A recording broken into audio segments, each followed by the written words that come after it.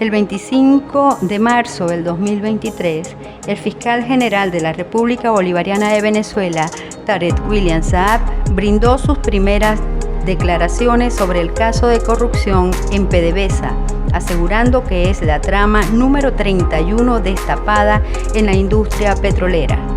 La denominó PDVSA CRIP porque se desarrolló a través de Sunacrip con una comercialización de crudo paralela a PDVSA. A continuación, un resumen de sus declaraciones. Cualquier trama de corrupción.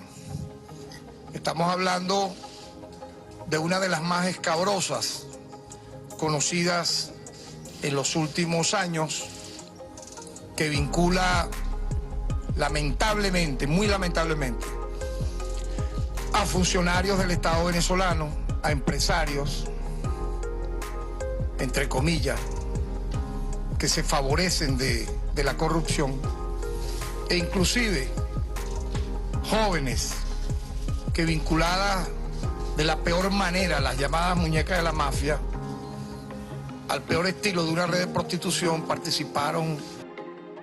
Desde agosto del año 2017 a la fecha, nuestra gestión en el Ministerio Público ha investigado 30 tramas vinculadas a la lucha contra la corrupción. Particularmente, oigan bien, particularmente vinculadas a la industria petrolera. Yo pudiera decir que esta trama la pudiéramos desglosar como PDVSA cripto, o sea, tiene que ver con, obviamente, ataques a la industria petrolera, pero también con el uso de las criptomonedas. Y este primer caso que voy a mencionar se refiere a una nueva trama de corrupción en PDVSA. Como ya dije, ahora esta sería la número 31. La número 31, que incluye esta vez a la Superintendencia Nacional de Criptoactivos, Sunacrip.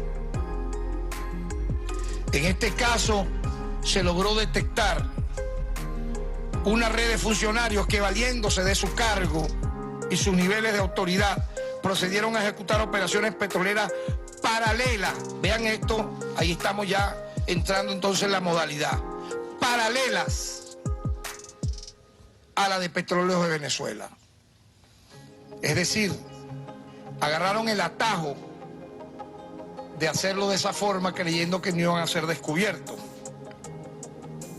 Esto se hizo a través de la asignación a la Sunacrip y particularmente cargas de crudo en buques por parte de esta empresa estatal, sin ningún tipo de control administrativo ni garantías, incumpliendo con las normativas de contratación requeridas para tal fin.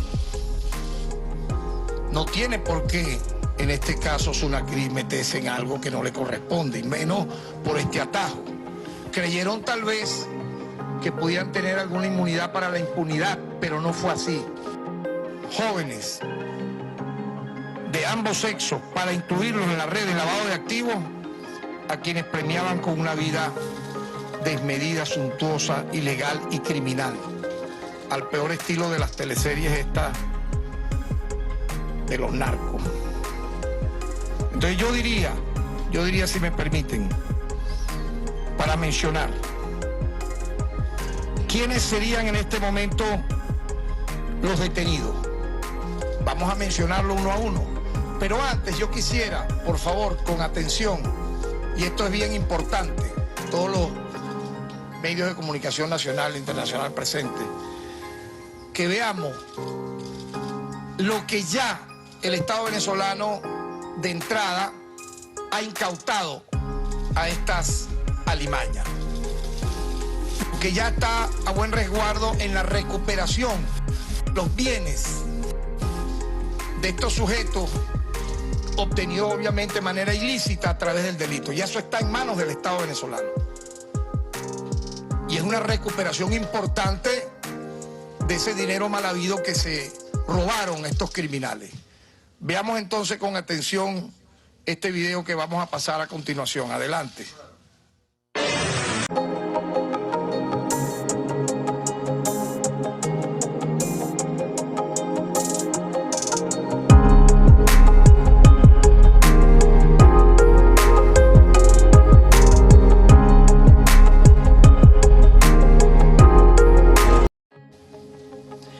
detenido Antonio José Pérez Suárez, vicepresidente de Comercio y suministro de PDVSA y jefe, aparece como jefe principal de la estructura de corrupción.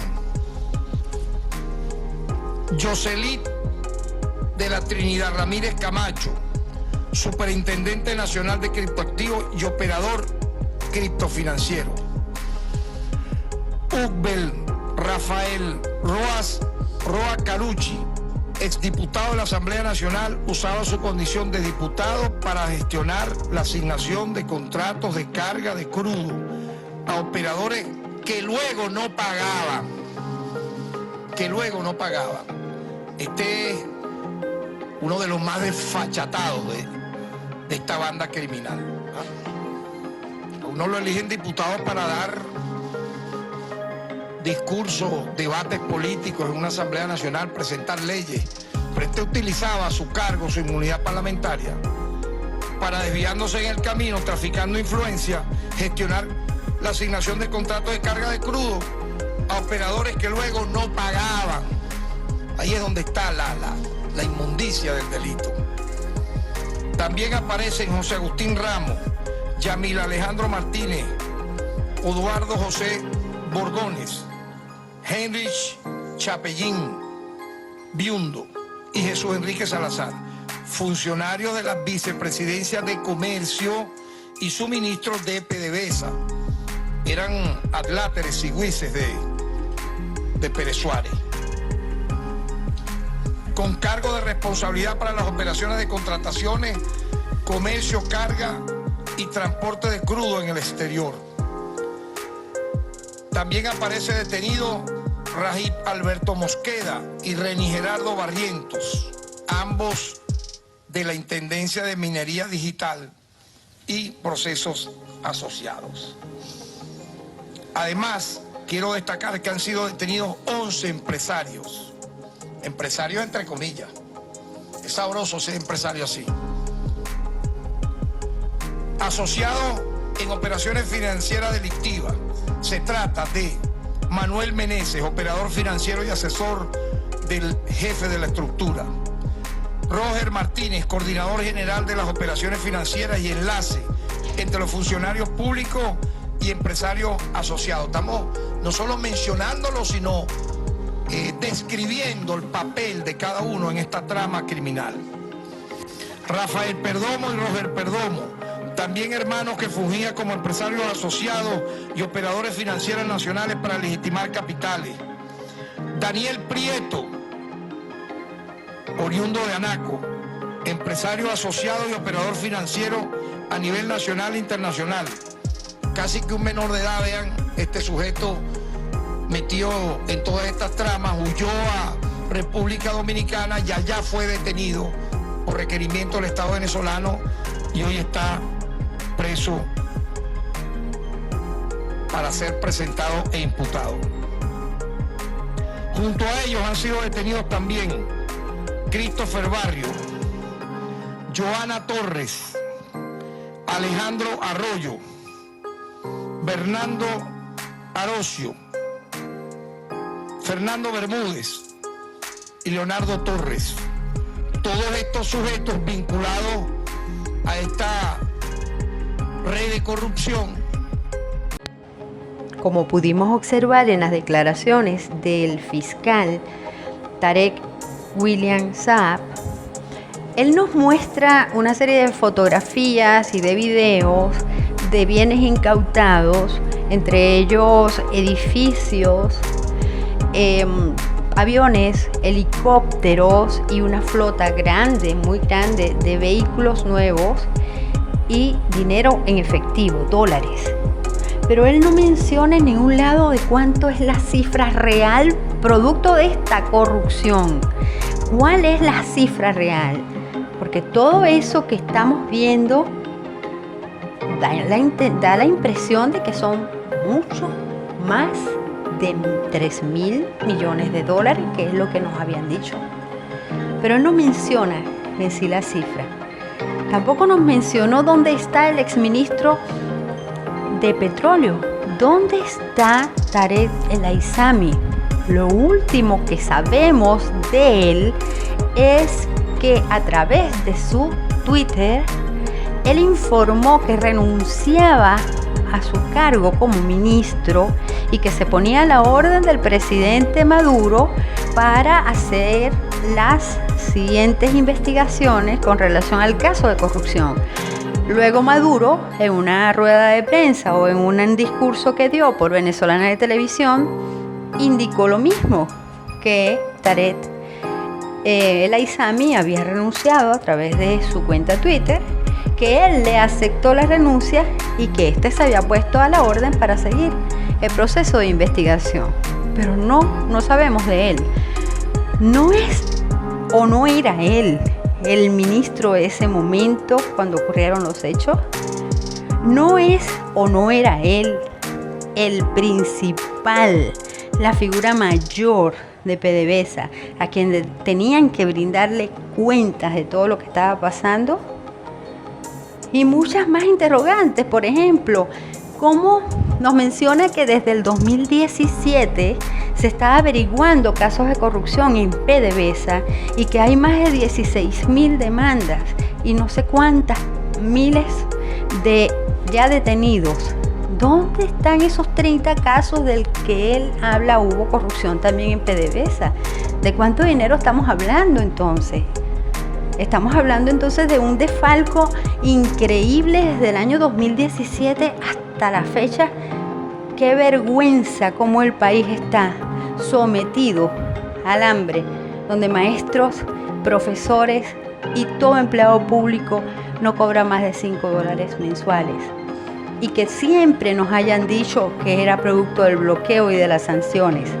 Y sin embargo, era por corrupción interna del gobierno y específicamente en PDVSA, que es lo que nos están dando ahora las declaraciones. El presidente Maduro, en cada memoria y cuenta que nos daba cada diciembre, no sabía Maduro que estaba pasando esto, que había una variación en cuanto al ingreso petrolero o en cuanto al ingreso a la nación producto de las ventas del petróleo.